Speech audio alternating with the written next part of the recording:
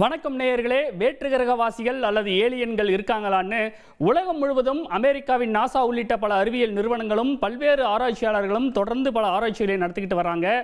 UFO என்று சொல்லப்படக்கூடிய அடையாளம் தெரியாத மர்ம பொருட்கள் பற்றி உலகின் பல்வேறு பகுதிகளில் பலரும் பார்த்துருக்காங்க. பூமிக்கு தொடர்பே இல்லாத வேற்று கிரகத்தைச் சேர்ந்த இந்த பொருட்கள்னு இதை அழைக்கிறாங்க. அந்த வகையில் கொலம்பியாவில் சமீபத்தில் விழுந்த உலோக பந்து போன்ற ஒரு மர்ம பொருள் ஏலியன்கள் அனுப்பியதாக இருக்கலாம்னு சர்வதேச அளவில் விவாதங்கள் தொடங்கியிருக்கு. மனிதர்களுடன் தொடர்பு கொள்ள ஏலியன்கள் முயற்சிக்கிறாங்கன்னு சில விஞ்ஞானிகள் நம்புறாங்க. இது மட்டும் இல்லாமல் இதற்கான காரணம் என்ன என்பதை பார்க்கறதுக்கு முன்னாடி முதல்ல இதனுடைய பின்னணியை நாம் பார்த்து விடலாம். ஏலியன்கள் அனுப்பிய உலோக எந்திரம், அதாவது கொலம்பியாவில் 2025 நடப்பு ஆண்டில் மார்ச் மாதம் கொலம்பியாவோட புகா அப்படிங்கிற ஒரு பகுதியில் வானத்தில் ஒரு மர்ம பொருள், பார்ப்பதற்கு அது ஒரு உலோக பந்து மாதிரி இருக்குங்க. இந்த உலோக பந்து மாதிரியான ஒரு பொருள் இப்போ வழக்கமாக விமானங்கள் ஒரே நேர்கோட்டில் பறக்கும் இல்லையா, அந்த மாதிரி கூட பறக்கலை, ஜிக்ஸாக்கா அந்த மர்ம பொருளானது பறந்தது. அதை மக்கள் அனைவரும் ஆச்சரியமாக பார்த்து கொண்டிருந்த போதே அது சில நிமிடங்களில் அந்த புகாங்கிற பகுதியில் தரையிறங்கியது. அந்த தரையிறங்கிய பொருளை மக்கள் ஆர்வமுடன் பார்த்தனர். அதன் பிறகு அது ஆய்வுக்காக எடுத்துச் செல்லப்பட்டது. முதல்ல அந்த காட்சிகளை நம்ம பார்க்கலாம். பார்த்தீங்களா, அந்த மர்ம பொருளை வைத்து விஞ்ஞானிகள் பல ஆராய்ச்சிகளை நடத்தி கொண்டிருக்கிறார்கள். அந்த மர்ம பொருளிலிருந்து ஒருவித ஃப்ரீக்வன்சி வெளிவருதுங்க. அந்த ஃப்ரீக்வன்சி வெளிவருவதற்கான காரணம் என்ன அப்படின்னு தெரியாமல் விஞ்ஞானிகள் ரொம்பவே அதிர்ச்சியிலையும் ஆச்சரியத்திலும் உறைஞ்சிருக்கிறாங்க. இது மட்டும் இல்லைங்க, அந்த மர்ம பொருளுக்கு ஒரு தனித்துவமான ஒரு குணாதிசயம் ஒன்று இருக்குது. குறிப்பாக சொல்லணும் அப்படின்னா, சமூக வலைதளங்களில் இது தொடர்பாக நிறைய வீடியோக்கள் உலா வந்து கொண்டிருக்கின்றன. அதில் சமஸ்கிருத மந்திரங்களுக்கு இந்த உலோக பந்து எதிர்வினை ஆற்றுது அப்படின்னு சொல்லப்படுது. அந்த காட்சிகளை நம்ம பார்க்கலாம். கண்டெடுக்கப்பட்ட அந்த உலோக பந்து மாதிரியான இந்த மர்ம பொருளுக்கு பல்வேறு விசித்திரமான குணாதிசயங்கள் இருக்கிறதா சொல்லப்படுது. அந்த காட்சிகள் தான் இப்போ நம்ம பார்த்தோம். இது மட்டும் இல்லாமல் கொலம்பியாவில் அந்த புகா பகுதியில் தரையிறங்கிய இடத்துல, பொதுவாக அந்த தரையிறங்கிய இடம், அதாவது அந்த உலோக பந்து விழுந்த இடம் செழிப்பான ஒரு பகுதி, பசுமையான ஒரு பகுதி. ஆனால் இது விழுந்ததுக்கு அப்புறம் கடந்த 3 மாத காலமாக அந்த இடத்துல புற்கள் இல்லை, காணாமல் போயிடுச்சு. அது மட்டும் இல்லாமல் அந்த இடம் ஈரப்பதமாக இருக்கும் எப்பவுமே. அந்த ஈரப்பதமும் இல்லாமல் முற்றிலுமாக வெற்றி போய்விட்டதாக உள்ளூர்வாசிகள் சொல்கிறாங்க. ஆனால் இந்த இடத்துல ரேடியேஷன் ஏதாவது இருக்கா, ரேடியேஷன் ஏதாவது காரணமாக இருக்குமா அந்த பொருள் விழுந்த இடத்துல அப்படின்னு விஞ்ஞானிகள் ஆய்வு செஞ்சாங்க. ஆனால் அப்படிப்பட்ட ரேடியேஷன் எதுவுமே அந்த இடத்துல இல்லை.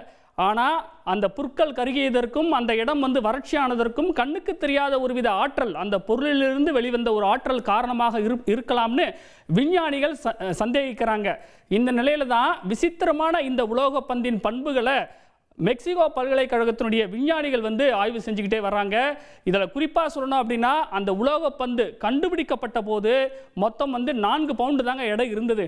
4 பவுண்ட் அப்படி நம்ம சொல்லும்போது 1.8 கிலோ எடை தான். இந்த 1.8 கிலோ எடை அப்படிங்கிறது கண்டுபிடிக்கப்பட்ட இந்த 3 மாத காலத்தில் தொடர்ச்சியாக பார்க்கும்போது பல விதமாக மாறி இருக்கு. அதாவது 4 பவுண்ட் அப்படிங்கிறது 16 பவுண்டாக மாறியது, அதாவது 7.2 கிலோவாக மாறியது.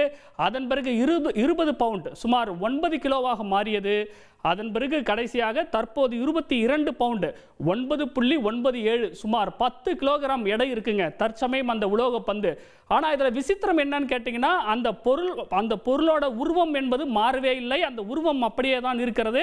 ஆனால் எடை மட்டும் கூடிக்கொண்டே செல்வது ஏன் என்பது தெரியாமல் விஞ்ஞானிகள் குழப்பத்தில் ஆழ்ந்திருக்கிறாங்க.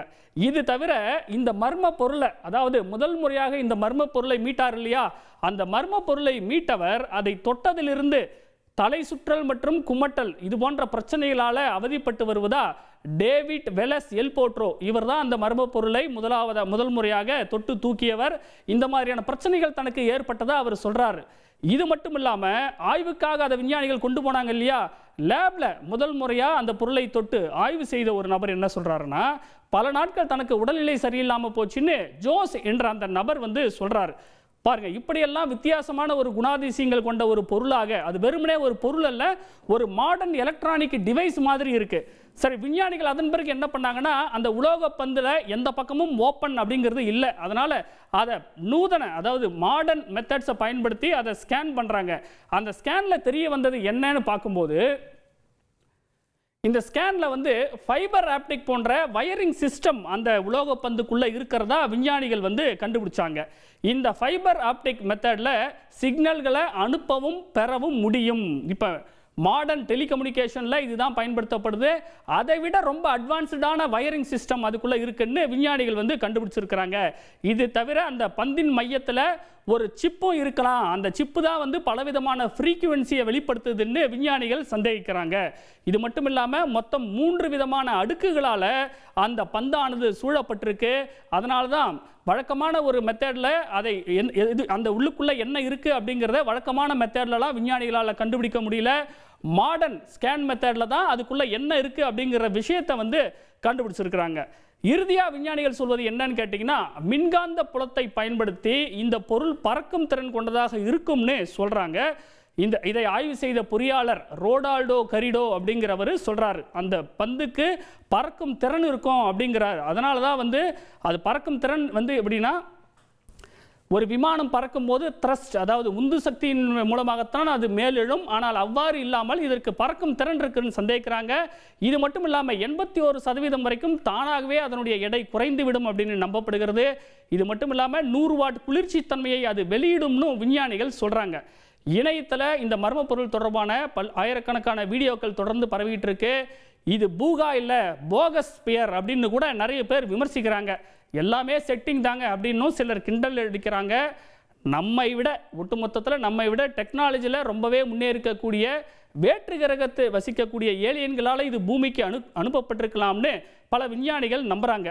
நடப்பு 2025 வேற்று கிரகவாசிகள் மனிதர்களுடன் தொடர்பு கொள்வார்கள்னு பாபா வாங்காவோட கணிப்பு நிஜமாயிடும் போலையே அப்படின்னு பலரும் பேசிக்கிறாங்க.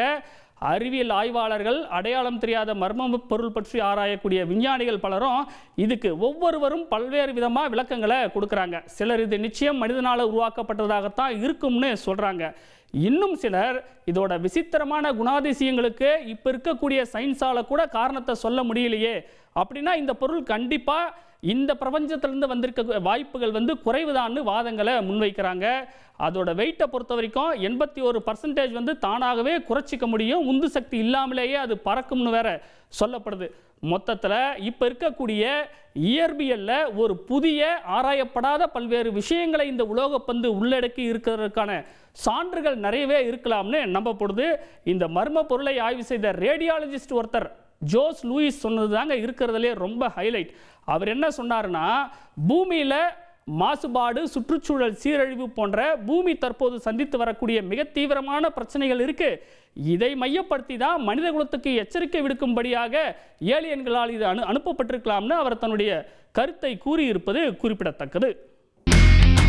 இனி செல்லும் இடமெல்லாம் செய்தி. தந்தி டிவியின் வாட்ஸ்அப் சேனலை ஃபாலோ பண்ணினா செல்ல இருக்கும் இடமெல்லாம் செய்தி. இதோ QR கோட், இப்பவே ஸ்கேன் பண்ணுங்க, ஃபாலோ பண்ணுங்க.